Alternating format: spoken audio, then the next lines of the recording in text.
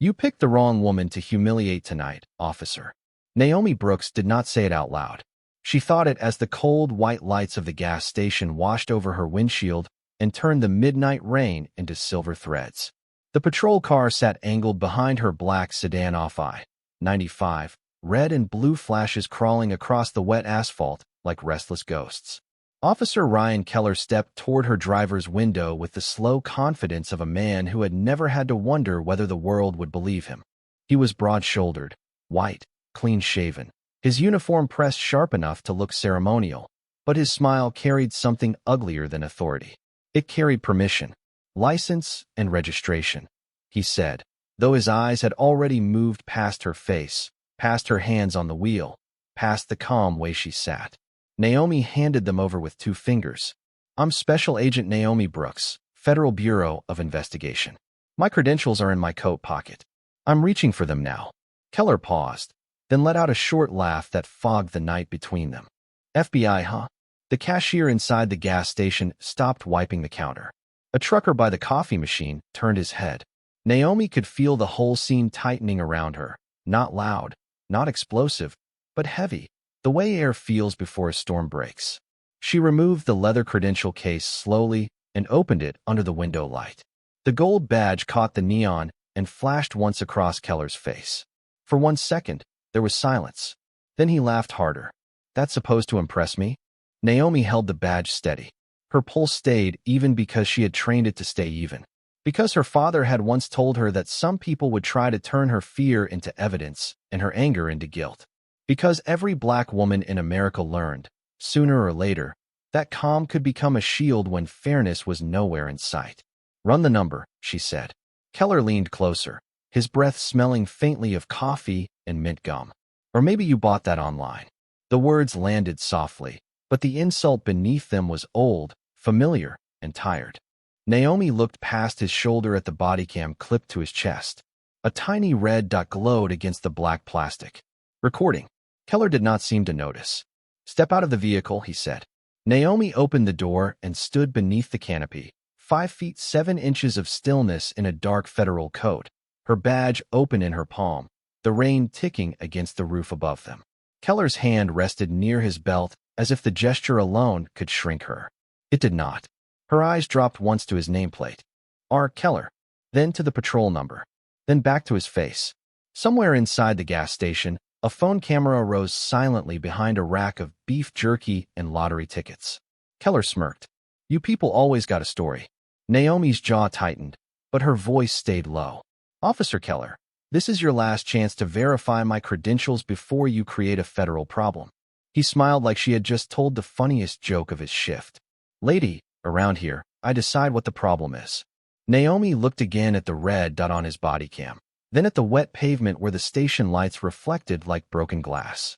And in that small, electric silence, before the radios crackled and before the black SUVs came, she understood something with perfect clarity. Ryan Keller still thought he had pulled over a woman alone on a dark road. He had no idea he had just stepped into the final page of his own investigation.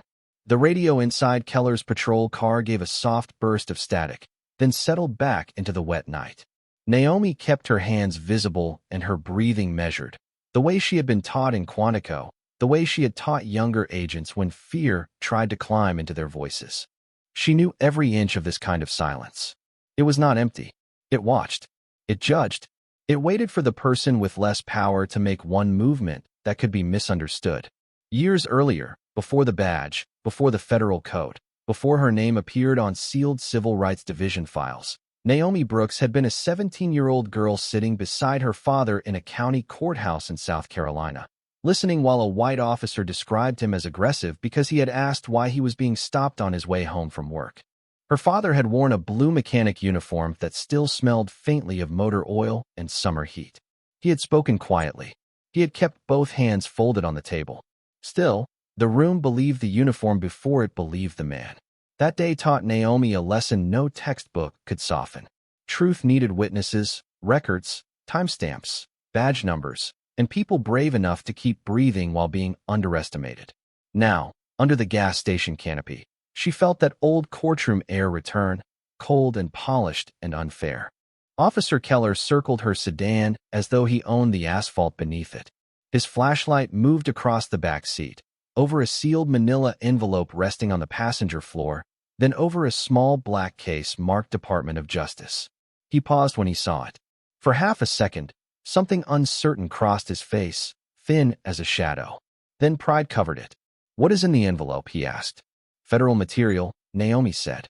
"You are not authorized to open it." Keller smiled again, but the smile had tightened. "That is convenient." Inside the store, Emily Carter, the young cashier with a pale ponytail and tired eyes, stood frozen behind the counter. She had seen Keller before. Everybody in the county had. People lowered their voices when his cruiser passed. Men stopped laughing. Mothers pulled their sons closer in parking lots. Complaints had a way of disappearing, and apologies had a way of being demanded from the wrong people. Emily's phone trembled in her hand, but she kept recording through the glass, the bright shelves of candy and motor oil framing Naomi like a woman trapped inside someone else's version of the truth. Naomi noticed her without turning her head. That mattered. A witness always mattered. Keller stopped in front of Naomi again, close enough for the rain on his jacket to drip onto the concrete between them. "You know what I think," he said. "I think you are pretending to be someone important." Naomi looked at him, really looked at him, and saw not strength, but habit. A man used to fear being mistaken for respect. "No," she said softly. "You are pretending not to know I am."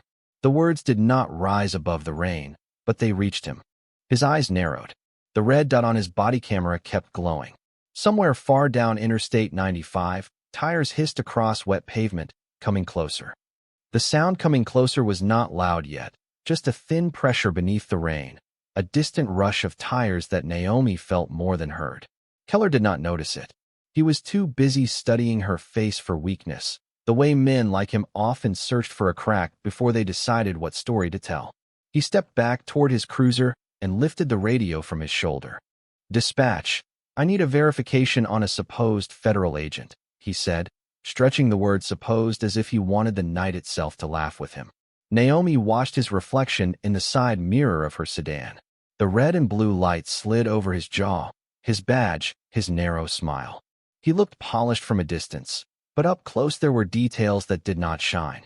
A scrape on the edge of his nameplate, a coffee stain near one cuff, a small strip of black tape pressed over the side of his body camera, not covering the lens, but close enough to suggest habit. Naomi filed each detail away without moving her eyes too quickly. That was how she worked. Quietly. Completely. Keller had been the kind of officer people warned one another about in grocery store aisles and church parking lots. Not because every encounter ended in headlines, but because most never reached one. A stopped teenager made to empty his backpack on the curb. A black nurse delayed until she missed her night shift. A delivery driver questioned for 20 minutes outside a subdivision where he was supposed to leave a package. Small humiliations, repeated until they became weather. Official reports always made Keller sound calm. Citizens sounded confused. Cameras malfunctioned. Supervisors moved on. But the pattern had weight, and Naomi had spent 6 months measuring it ounce by ounce.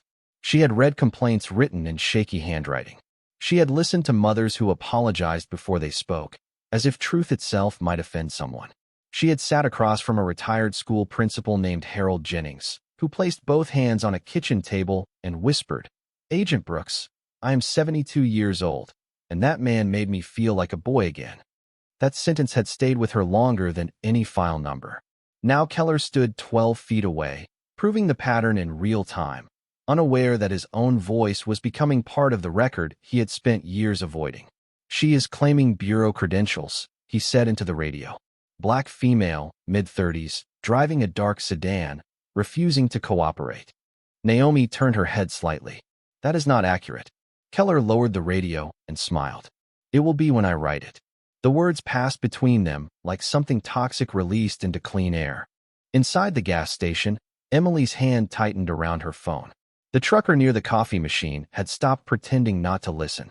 He was an older white man in a faded Braves cap, with rainwater darkening the shoulders of his denim jacket.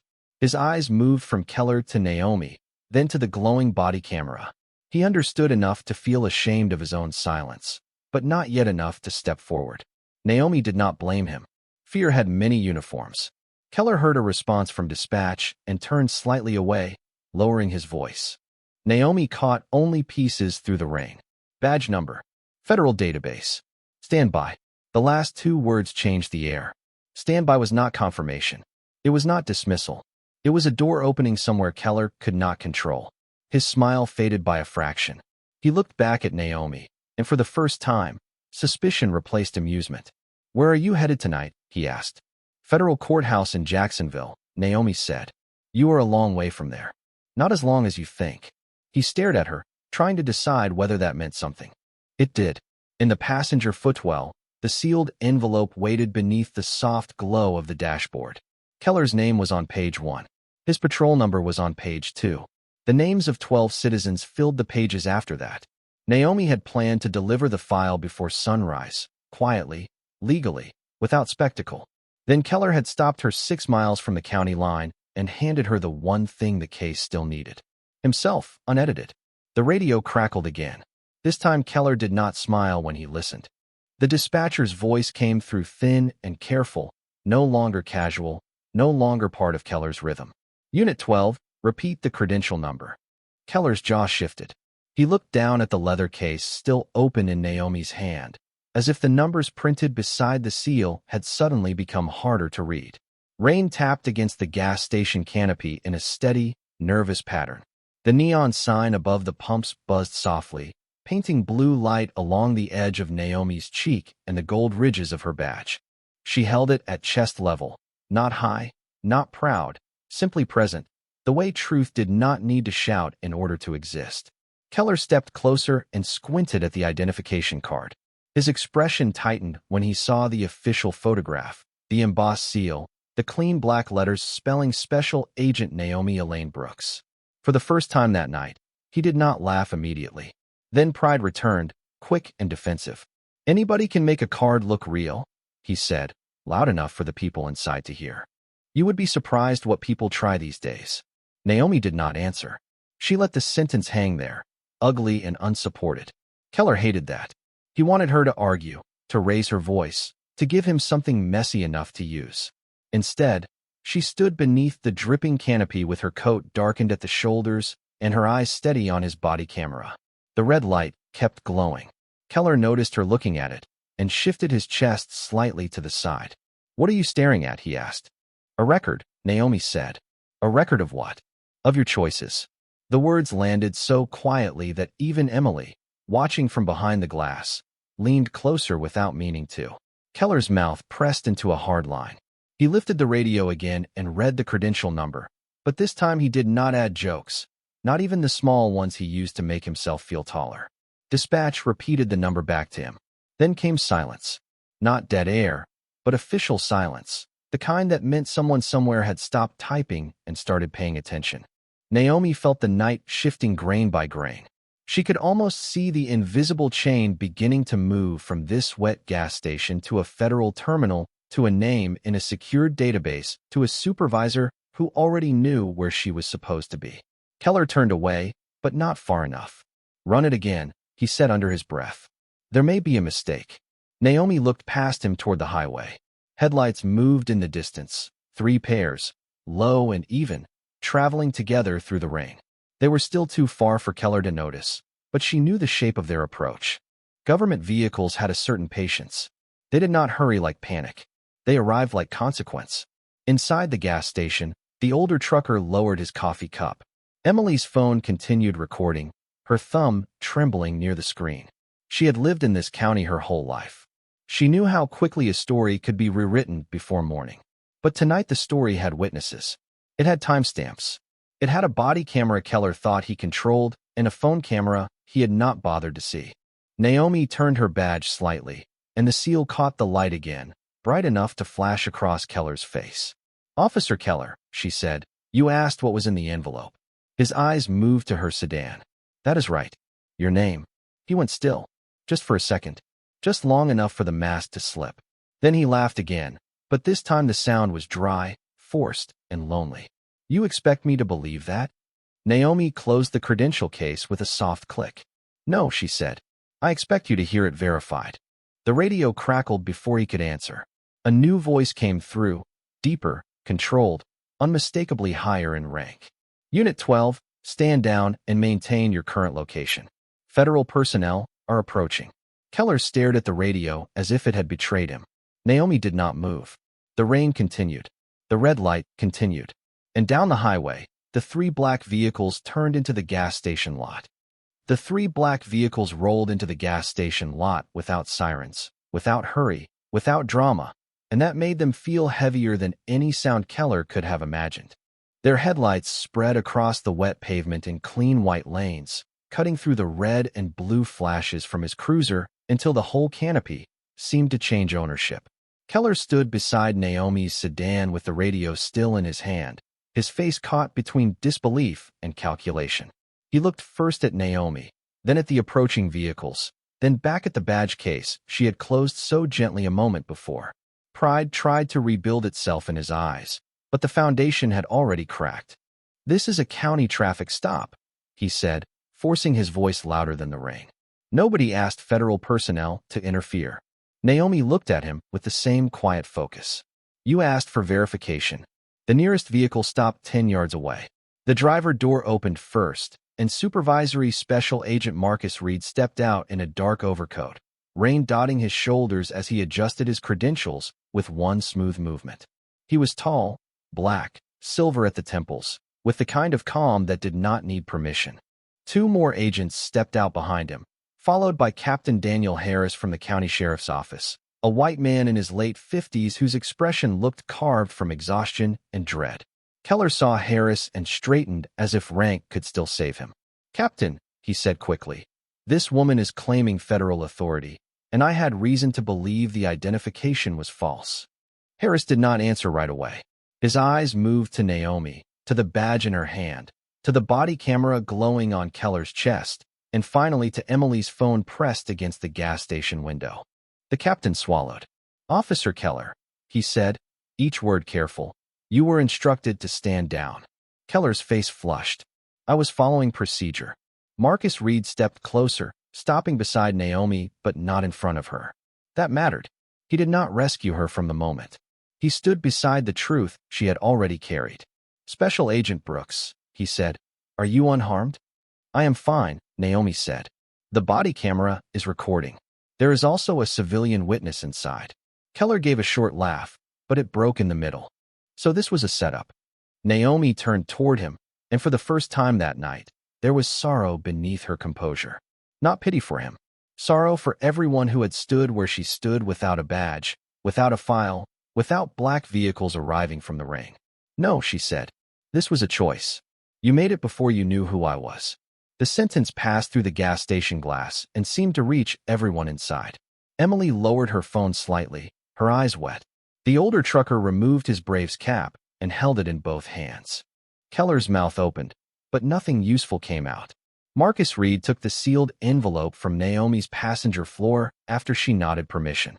He broke the outer flap and removed a stack of documents held together by a silver clip. The top page had Keller's name, badge number, and a heading from the Civil Rights Division.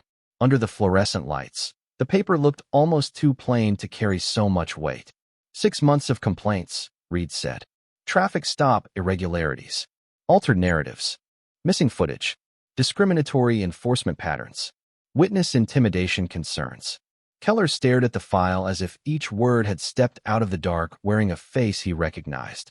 Harris closed his eyes for 1 second, then opened them with the look of a man who had delayed a storm until it reached his own porch. "Ryan," the captain said softly, "take your hand away from your belt and place your radio on the hood." Keller looked around, searching for support in the pumps, the windows, the empty road, anywhere but the people watching him. The red light on his body camera kept glowing, patient and merciless. Naomi stood still in the rain-cooled air, her badge resting against her palm like a small piece of sun. For the first time all night, Officer Ryan Keller was not the one deciding what the problem was. For several seconds, no one moved. The whole gas station seemed to hold its breath beneath the flat white canopy lights. Rain threaded down from the roof in silver lines, dripping into shallow puddles where red, blue, and white reflections trembled together.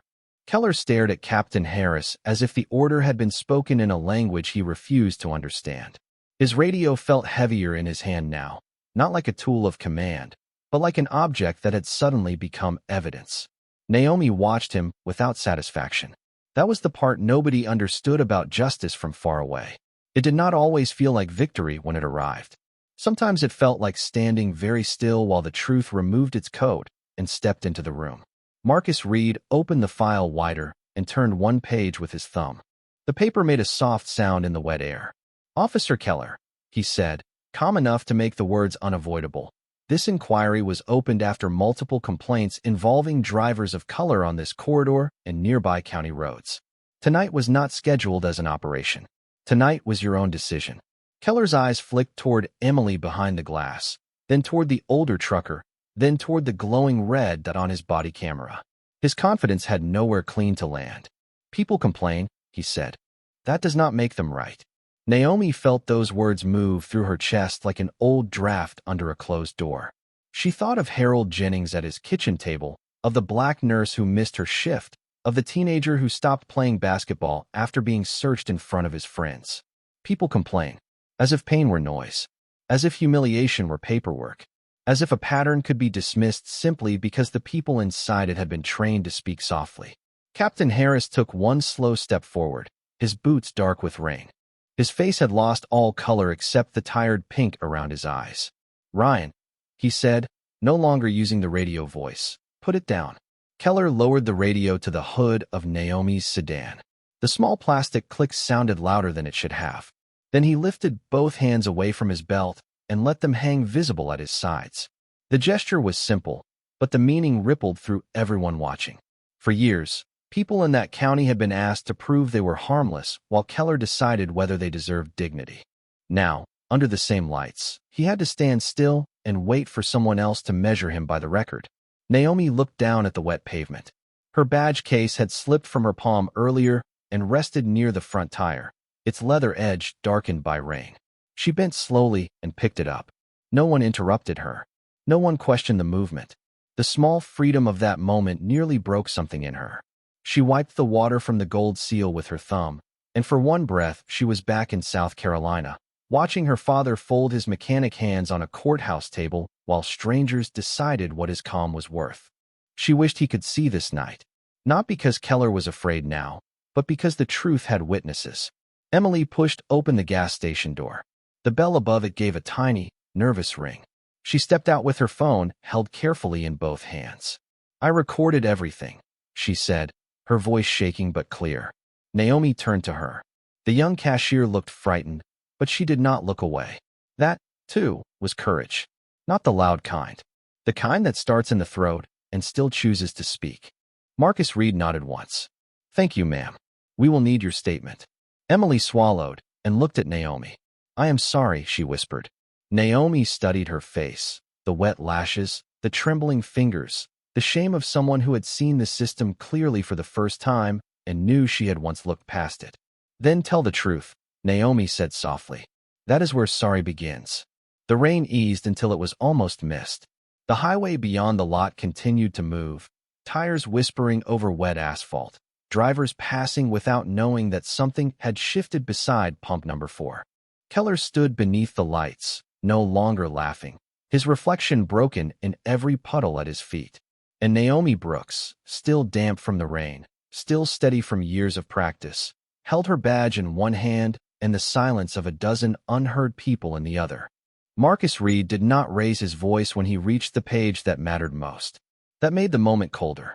The rain had softened into a gray mist, and under the gas station lights every face looked exposed, as if the night had rinsed away whatever people wore to hide from themselves. Keller stood beside Naomi's sedan with his radio on the hood and his hands visible, but his eyes kept moving, searching for one last exit from the truth. Reed held the file open and looked at Captain Harris. "The federal review began with 12 complaints," he said. "As of this morning, there are 23. 7 include missing or incomplete body camera footage. 4 include reports that conflict with dispatch logs. 2 involve witnesses who later changed statements after receiving personal visits from Officer Keller." The words fell one by one, not dramatic, not angry, simply documented. That was what made them powerful. Keller swallowed. "Those are accusations." Naomi finally turned toward him. They are patterns. His face tightened, as if the word had struck somewhere deeper than pride. Captain Harris looked older than he had 10 minutes before. The wet brim of his hat cast a shadow across his eyes. "Why did I not see this file before tonight?" he asked Reed, though the answer already seemed to be standing between them. Reed closed the folder halfway. Because the Department of Justice was examining whether local command failed to act after repeated notice. Harris went completely still. The silence that followed was different from the others. It did not belong only to Keller anymore. It spread wider, reaching the badge on Harris's chest, the cruiser parked at an angle, the old habit of looking away until harm became paperwork. Emily stood near the gas station door with her phone against her chest. The older trucker had stepped outside now, his cap still in his hands, rain silvering the gray hair at his temples.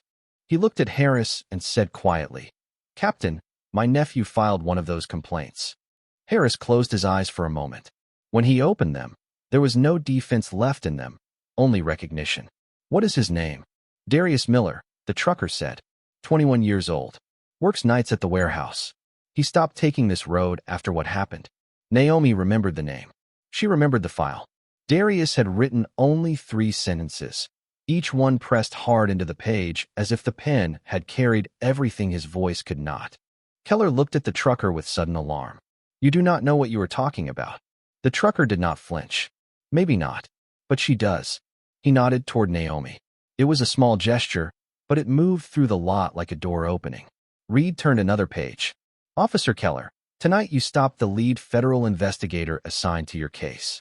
You dismissed verified credentials, mischaracterized her conduct over the radio, and continued escalation after being instructed to verify and stand by." Keller's lips parted, but no argument came. The body camera on his chest still glowed. For years, his reports had turned other people into shadows. Tonight, the light stayed on him. Captain Harris reached toward his own shoulder radio, then stopped, as if remembering that this moment needed no performance. He faced Keller directly. "Ryan Keller, you are relieved of duty pending federal and departmental action. Surrender your service weapon, badge, and identification." Keller looked at Naomi then, not with anger this time, but with the disbelief of a man who had mistaken habit for protection. Naomi did not smile.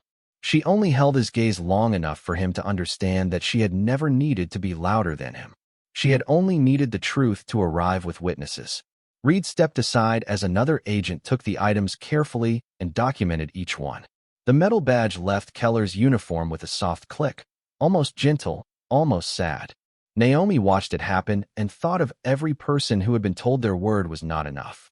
Tonight, their names were not hidden in a file anymore.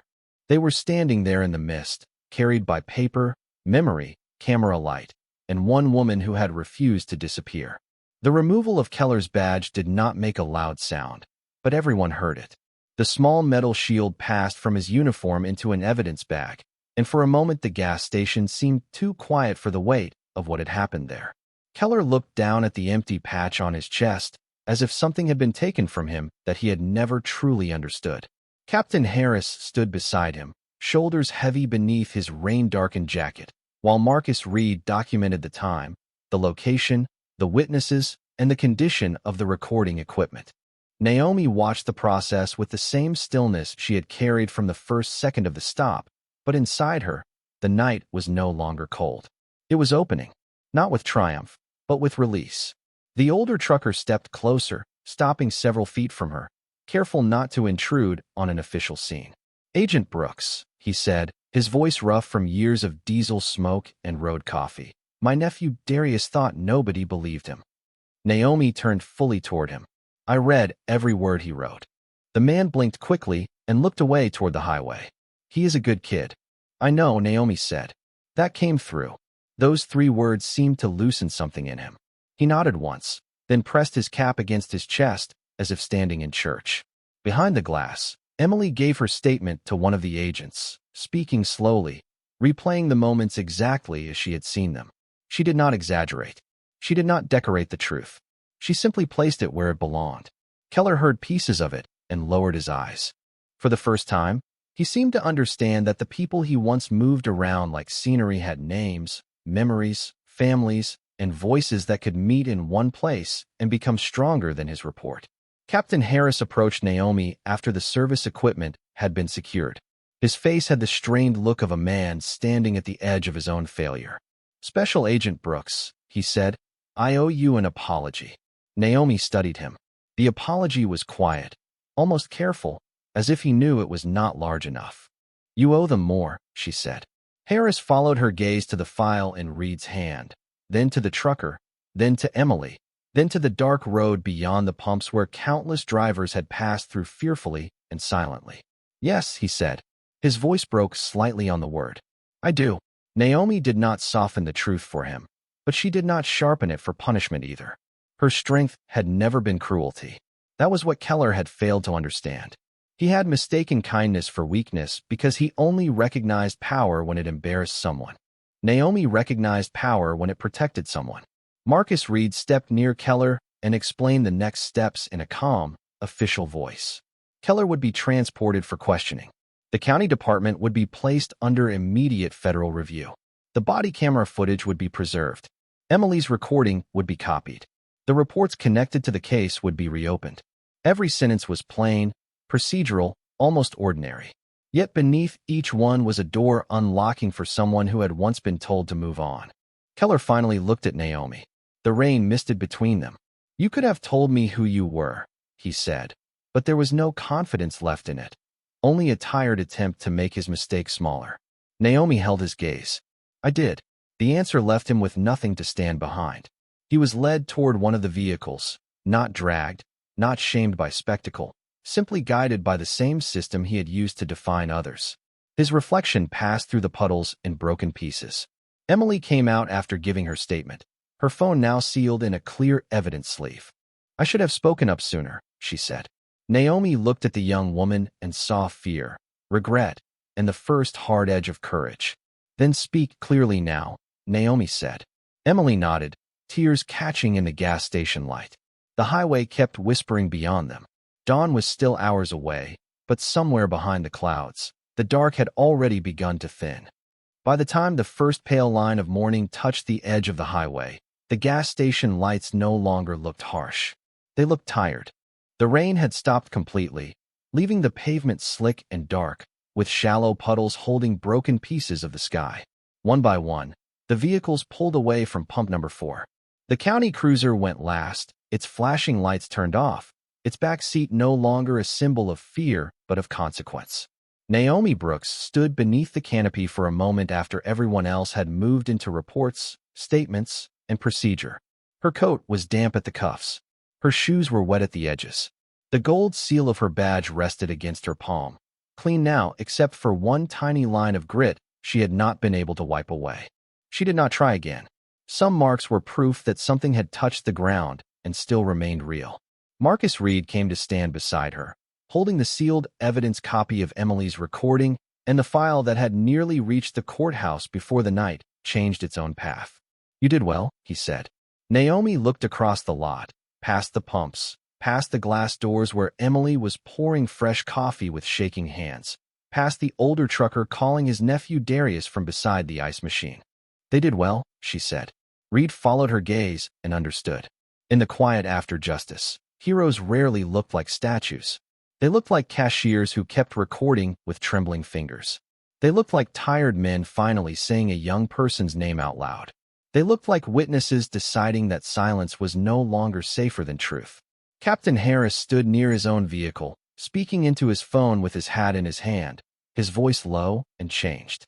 He was not forgiven by the morning. Not yet. Maybe not soon. But he had begun where accountability always begins, with the end of pretending. Emily stepped outside with a paper cup of coffee and offered it to Naomi without saying much. Naomi accepted it with both hands. The cup was warm, almost too warm, and the steam rose between them like a small mercy. "I was scared," Emily said. Naomi nodded. "Courage usually starts there." The young woman swallowed, then looked toward the road. "Will it matter?" Naomi took a slow breath.